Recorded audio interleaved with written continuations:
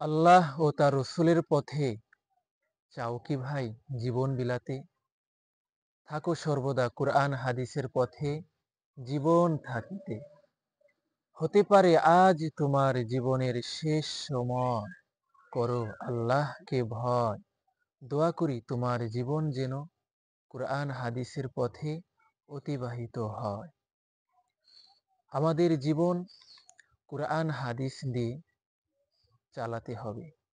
কুরআন হাদিস আমাদেরকে যেভাবে বলে, আমরা শুধু রসুলের হাদিস বললাম, রসুলের হাদিস শুনলাম, কুরআন পড়লাম, সব কিছু করলাম, কিন্তু কোরআনে যে কথাগুলো বলা হয়েছে সে কথাগুলো আমল করলাম না। আমরা রসুলের হাদিস পড়ি কিন্তু আমল করি না। রসুলের হাদিসে আমরা পাই দাড়ি রাখা সুন্নাত, দাড়ি রাখি না। তারপরে লম্বা পোশাক পরা সুন্নাত, সে পোশাক পরি না। তারপরে মিসওয়াক করা সুন্নাত, সে মিসওয়াক করি না। আরো কত কিছু আমরা শুনি কিন্তু আমল করি না। আমাদেরকে আমাদেরকে কিন্তু কোরআন হাদিসের যে কথাগুলো শুনি, শুধু শোনার জন্যই আমাদেরকে এই হাদিস দেয়া হয়নি। আমরা রসুলের হাদিস গুলো শুনবো এবং আমল করব। একটি কথা আপনি নিজের সাথে মিলান। কথাটা শুনে খারাপ লাগতে পারে। একটি কথা আপনি নিজের সাথে মিলান যে ইবলিস ইবলিস যখন আল্লাহ তাআলার কথা শুনতো, আল্লাহ তাআলার কে অস্বীকার করেনি, যখন সে অস্বীকারীদের অন্তর্ভুক্ত হয়নি, কাফির হয়নি, তখন কিন্তু সে আল্লাহ তাআলার প্রিয় ছিল, ফেরেশতাদের উস্তাদ ছিল, তখন তার সম্মান অনেক বেশি ছিল। যখনই সে অস্বীকার করলো, যখনই আল্লাহ তাআলাকে অস্বীকার করলো, আল্লাহ তাআলাকে মানতে চাইলো না, আদম আলাইহিস সালামকে সিজদা করলো না, তখনই কিন্তু সে কাফির হয়ে গেল, অস্বীকারী হয়ে গেল।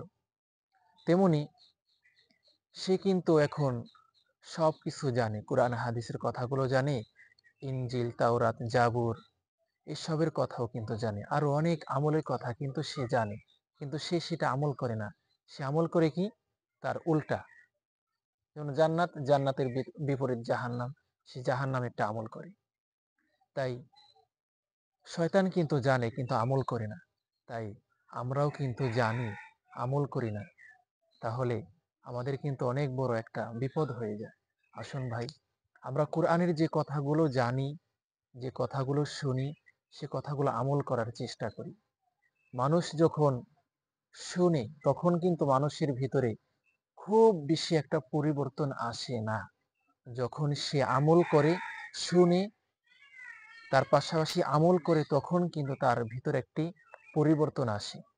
যখন মানুষ ভালো খাবার দেখে, তখন কিন্তু তার মুখে হালকা কিছু হাসি আসে, তার চেহারাটা লাবণ্যময় হয়।